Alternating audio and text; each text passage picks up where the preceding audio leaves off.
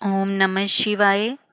आज इस वीडियो में हम संतान सप्तमी व्रत की कथा सुनेंगे। भाद्रपद मास की शुक्ल पक्ष की सप्तमी तिथि को संतान सप्तमी का व्रत रखा जाता है। इस दिन भक्त भगवान शिव और माता पार्वती की पूजा करते हैं और अपने बच्चों के लिए आशीर्वाद मांगते हैं। माता या पिता दोनों अपने बच्चों की सलामती के लिए प्रार्थना करने के लिए व्रत रखते हैं। वे भगवान शिव और माता पार्वती से प्रार्थना करते हैं कि वे अपने बच्चों को लंबे, स्वस्थ और समृद्ध जीवन का आशीर्वाद दें। निसंतान दंपति जो संतान की इच्छा रखते हैं वे भी इस व्रत का पालन करते हैं। आइए सुनते हैं संतान सप्तमी व्रत की कथा। एक दिन महाराज युधिष्ठिर ने भगवान से कहा, हे प्रभु, कोई ऐसा उत्तम व्रत बतलाइए जिसके प्रभाव से मनुष्यों के अनेकों संसारिक कलेश दुख दूर होकर वे पुत्र एवं पौत्रवान हो जाएं। यह सुनकर भगवान श्री कृष्ण बोले, हे राजन, तुमने बड़ा ही उत्तम प्रश्न किया है। मैं तुमको एक पौराणिक इतिहास सुनाता हूँ, ध्यान पूर्वक सुनो। एक समय लोमेश ऋषि ब्रजराज की मथुरापुरी में वसुदेव और देवकी के घर गए। ऋषिराज को आया हुआ देखकर दोनों अत्यंत प्रसन्न हुए तथा उनको उत्तम आसन पर बैठाकर अनेक प्रकार से उनका वंदन और सत्कार किया। फिर मुनि के चरणोदक से अपने घर तथा शरीर को पवित्र किया। वह प्रसन्न होकर उनको कथा सुनाने लगे।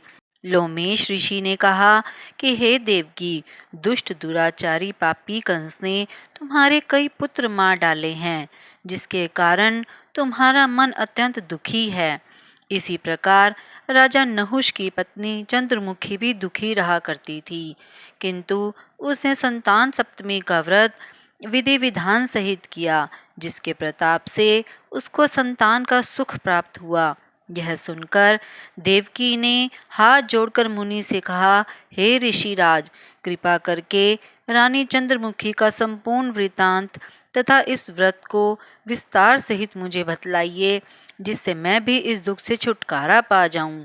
लोमेश ऋषि ने कहा, हे देवकी, अयोध्या के राजा नहुष थे। उनकी पत्नी चंद्रमुखी अत्यंत सुंदर थी। उनके नगर में विष्णुगुप्त नाम का एक ब्राह्मण रहता था। उसकी स्त्री का नाम भद्रमुखी था। वह भी अत्यंत रूपवती सुंदरी थी। रानी और ब्राह्मणी में अत्यंत प्रेम था। एक दिन वे दोनों सरयू नदी में स्नान करने के लिए गईं। वहां उन्होंने देखा कि बहुत सी स्त्रियां सरयू नदी में स्नान करके निर्मल वस्त्र पहनकर एक मंडप में शंकर एवं पार्वती की मूर्ति स्थापित करके पूजा कर रही थी। रानी और ब्राह्मणी ने यह देखकर उन स्त्रियों से पूछा कि बहनों, तुम यह किस देवता का और किस कारण से पूजन व्रत कर रही हो? यह सुनकर स्त्रियों ने कहा कि हम संतान सप्तमी का व्रत कर रही हैं और हमने शिव पार्वती का पूजन चंदन, अक्षत आदि से किया है। यह सब इसी पुनीत व्रत का विधान है। यह सुनकर रानी और ब्राह्मणी ने भी इस व्रत को करने का मन ही मन संकल्प लिया और घर वापस लौट आई। ब्राह्मणी भद्रमुखी तो इस व्रत को नियम पूर्वक करती रही, किंतु रानी चंद्रमुखी राजमद के कारण कभी इस व्रत को करती, कभी ना करती, कभी भूल ही जाती। कुछ समय बाद दोनों की मृत्यु हो गई। दूसरे जन्म में रानी बंदरिया और ब्राह्मणी ने मुर्गी की योनि पाई, परंतु ब्राह्मणी मुर्गी की योनि में भी कुछ नहीं भूली और भगवान शंकर तथा पार्वती जी का ध्यान करती रही। उधर रानी बंदरिया की योनि में भी सब कुछ भूल गई। थोड़े समय बाद दोनों ने यह देह त्याग दी। अब इनका तीसरा जन्म मनुष्य योनि में हुआ। उस ब्राह्मणी ने एक ब्राह्मणी के यहाँ कन्या के रूप में जन्म लिया। उस ब्राह्मण कन्या का नाम भूषण देवी रखा गया तथा उसका विवाह गोकुल निवासी अग्निशील ब्राह्मण से कर दिया। भूषण देवी इतनी सुंदर थी कि वे आभूषण रहित होते हुए भी अत्यंत सुंदर लगती थी। कामदेव की पत्नी रति भी उसके सम्मुख लजाती थी। भूषण देवी के अत्यंत सुंदर, सर्वगुण संपन्न, चंद्रमा के समान, धर्मवीर कर्मनिष्ठ सुशील स्वभाव वाले 8 पुत्र उत्पन्न हुए। यह सब संतान सप्तमी के व्रत का फल था। दूसरी ओर शिव विमुख रानी के गर्भ से कोई भी पुत्र उत्पन्न नहीं हुआ। वह निसंतान दुखी रहने लगी। रानी और ब्राह्मणी में जो प्यार पहले जन्म में था वह अब भी बना रहा। रानी जब वृद्धावस्था को प्राप्त होने लगी तब उसके गूंगा बहरा तथा बुद्धिहीन अल्पायु वाला पुत्र हुआ। वह 9 वर्ष की आयु में ही इस संसार को छोड़कर चला गया। अब तो रानी पुत्र शोक में अत्यंत दुखी होकर व्याकुल रहने लगी। देवयोग से भूषण देवी ब्राह्मणी रानी के यहाँ अपने पुत्रों को लेकर पहुंची। रानी का हाल सुनकर उसे भी बहुत दुख हुआ, किंतु इसमें किसी का कोई वश नहीं चलता। कर्म और प्रारब्ध के लिखे को स्वयं ब्रह्मा भी नहीं मिटा सकते। एक दिन रानी ने भूषणा के पुत्रों को भोजन के लिए बुलाया और भोजन में विष मिला दिया, परंतु भूषणा के व्रत के प्रभाव से उनका बाल भी बांका ना हुआ। इससे रानी को और भी अधिक क्रोध आया। उसने अपने नौकरों को आज्ञा दी कि भूषणा के पुत्रों को पूजा के बहाने यमुना के किनारे ले जाकर गहरे जल में धकेल दिया जाए। लेकिन भगवान शंकर और माता पार्वती की कृपा से इस बार भी भूषणा के बालक व्रत के प्रभाव से बच गए।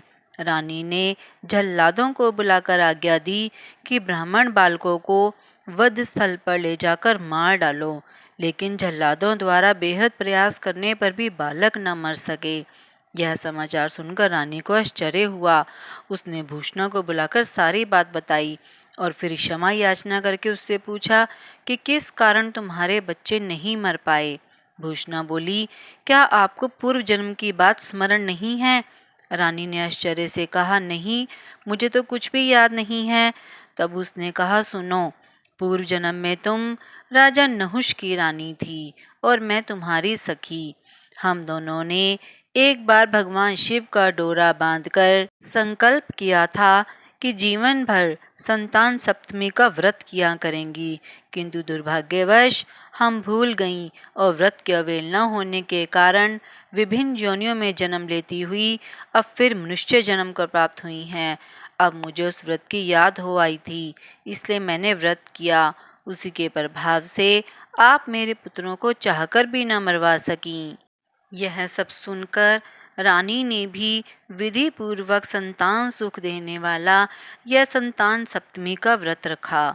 तब व्रत के प्रभाव से रानी पुनः गर्भवती हुई और एक सुंदर बालक को जन्म दिया।